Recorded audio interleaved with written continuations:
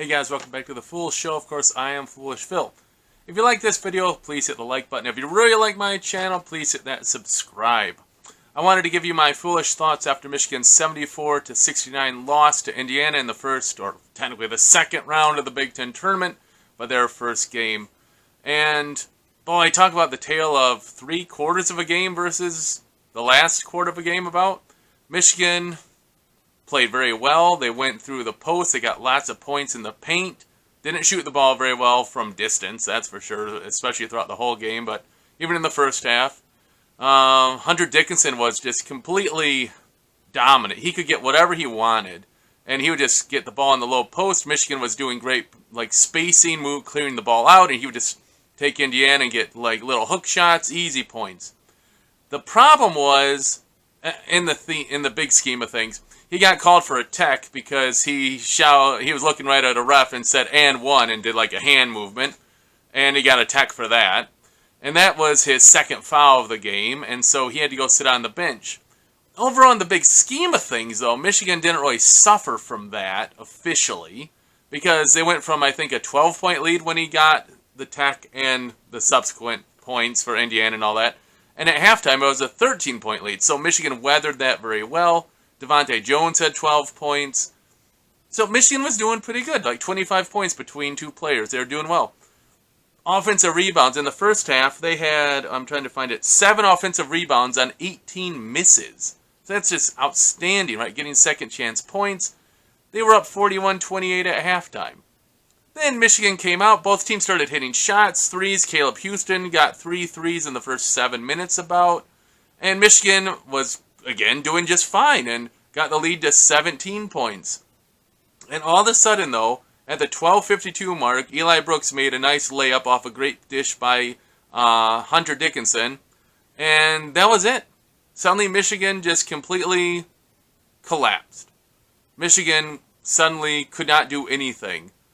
Obviously, Michigan went 11 minutes without a field goal. And over that time frame, they only got 4 free throws, all from Eli Brooks. So Michigan went from being up 60-43 to being by the time they got another field goal, it was, I think, 67-64, something like that. They were down. Just a complete collapse. I mean, I can understand going on a dry spell where you're not getting points, at least field goals, but you would still expect to get to the free throw line more. You would also expect that your defense would be able to hold up. I mean, Indiana just went on this huge run and basically erased the 17-point deficit in about 5 minutes. Or it was just crazy, maybe, something in that, just boom, boom, boom. And Michigan suddenly, although they had played great defense all through the first 3/4 of the game, basically, suddenly they just couldn't stop anything.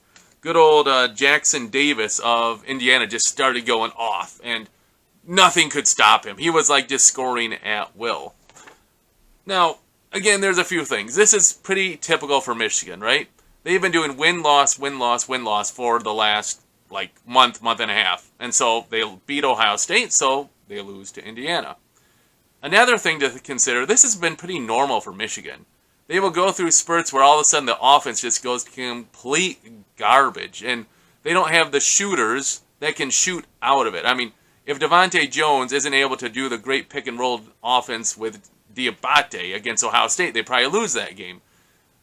Jones just kept running into people, getting hurt. He gets banged up almost every game he's on the floor, holding his head and such. And I think that's a mistake by Juwan Howard. Devontae Jones really needed to come out and rest at least for a minute or two, collect himself. Frankie Collins should have come back in and given him a breather. Another factor that I think really hurt Michigan is that Hunter Dickinson obviously was sick versus Ohio State. I think his conditioning was suffered, and he had 13 points in the first half, only 2 points in the second half. Now, it wasn't completely on Hunter Dickinson, because Michigan was still up 17 points with 12-ish minutes to go in the game. But when you have 13 points in the first half and 2 points in the second half, that speaks to a couple things. One, maybe he was just tired. 2, Indiana completely changed the defense. They started fronting him, and Michigan didn't do a good job at all to get him the ball. And it also goes back to Devontae Jones and Eli Brooks. Even though they're super senior with Jones and grad senior, and Eli Brooks is a super senior, You just need those guys to be better. And Michigan just started having some just really badly timed turnovers. And that really spurted Indiana's run. Just given those turnovers, and they get some easy runouts, layups, three-pointers, it just really switched momentum. But again, that's what we've been seeing with Michigan all year. Terrible turnovers that equal bad points. Defense that goes away. I mean, again, Hunter Dickinson, he's big, but he's not like Kofi Cockburn, right? Who will just stand in the lane and be intimidating.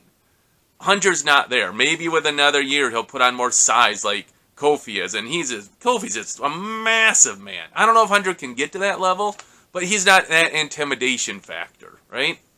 So there's nothing to stop Jackson Davis. And as he kept going, momentum kept going, more confidence kept going for Indiana, and they just came back.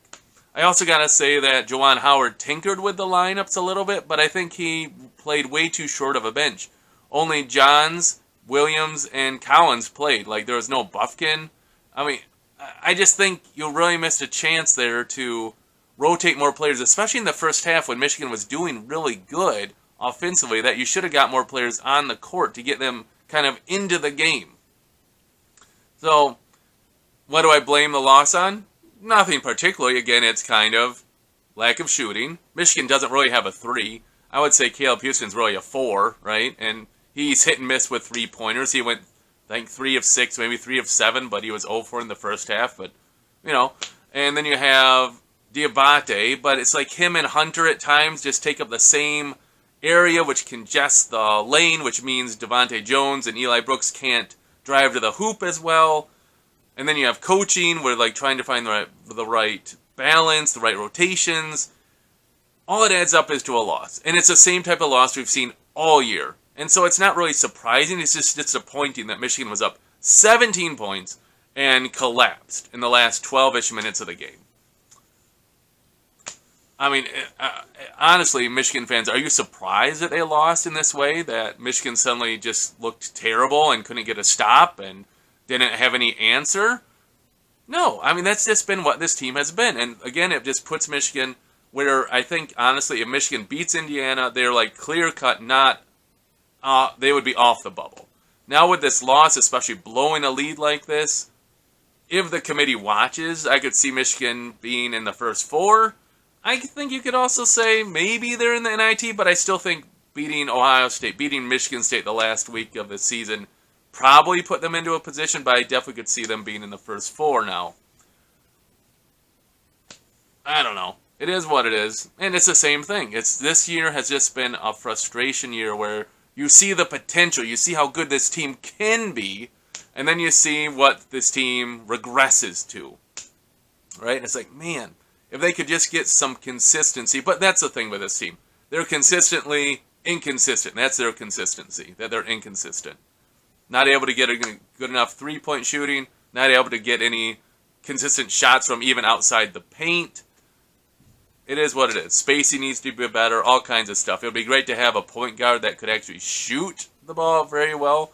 I mean, Devontae Jones is a great driver most of the time, but he's not a good three-point shooter. Frankie Collins, he's crazy ball dribbling skills, but he's not a three-point shooter. I don't know if it's really hard to be a point guard and a three-point shooter, but it seems that Michigan could really use one. Again, hopefully Caleb Houston next year can take that jump to become a better distance shooter. It'll be interesting to see how this postseason goes. NIT, play-in game, or maybe just they get into the March Madness tournament altogether. I don't know. This team could be good enough to make it to the Sweet 16, or they could be just like today and just play a bad 12 minutes and flame out. I don't know what more you can think about this team. It's just what they are, the same problems all the time, right? What they were able to do in the first half, win away the last 12 minutes. And I know Indiana really turned up the defense. Indiana was playing for their basketball lives. But when you go 11 minutes without a field goal, when you have a 7'3" center, like, man, come on. Oh, well. Just disappointing. There was a game that Michigan could have had, again, just like other games this year where they could have got the win and they don't, and it's just going to bite them. I still think they make the if I'm going to make a guess, my foolish prediction, Michigan is going to be in the Dayton playing the first 4 matchup. That's what I think Michigan's going to be doing. Not really where you want to be. You would love to be 11 seed or a 10 seed. Maybe the committee will give them that, but I don't know. If Michigan would have won, I could see them being an 11, 10 seed. Oh well, they didn't. So those are just my foolish thoughts. Michigan loses in kind of an epic collapse form that, again, just reflects the season. I kind of lacked coaching, lacked the ability to have that go-to player, didn't have good point guard play or guard play for that matter at times. It's just, everything just builds on itself and you get a loss. Everything was going great for 27-ish minutes. Then everything just went terrible and you lose. Is what it is. If you guys have comments, please put them in the section below. I'll try to respond as I'm able to. And we'll see how the selection committee goes. Hopefully Michigan will have some other bubble teams lose, and that would help Michigan going forward. Hey, thanks again for watching, and until I see you guys next time, as always, go blue.